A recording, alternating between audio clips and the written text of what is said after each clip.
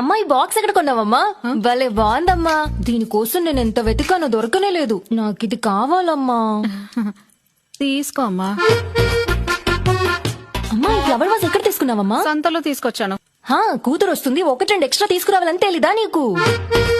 నాన్న మీ అల్లుడు గారు ఎప్పుడు మీ గురించి అడుగుతూనే ఉంటారు నాన్న. ఎందుకమ్మా? వరకట్న మొత్తం ఇచ్చేసాం కదా. పో నాన్న, ఎప్పుడు చూడు ఇంత పెద్దిల్లు ఎందుకు నాన్న మీకు? నా పేరు మీద రాసేయచ్చు కదా. నీ పేరు మీద రాసి మేమెక్కడికి పోవాలమ్మా?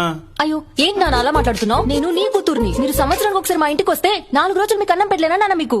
తప్పు నీది కాదమ్మా, నిన్ను కన్నాం చూడు, అది మా తప్పు. నాన్న చెప్పడం మర్చిపోయాను, నీ మనవడెప్పుడు తాత తాత అని ఎప్పుడు నీ గురించే కలవరిస్తూ ఉంటాడు నాన్న. బంగారం అమ్మా నా మనవడు.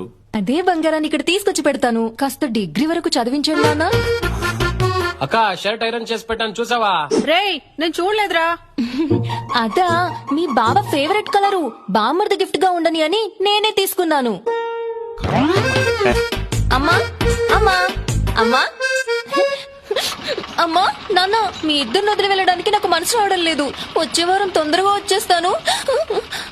కొత్త చెప్పులు ఎప్పుడు కొన్నావమ్మా? ఇవి నాకు కావే, పక్కింటి ఆవిడవి. అవునా సరే అమ్మా. నాన్న ఆటో ఛార్జీలకు ఒక 1000 రూపాయలు ఫోన్ పే చేయి నాన్న. అది కూడా చేయమంటావా?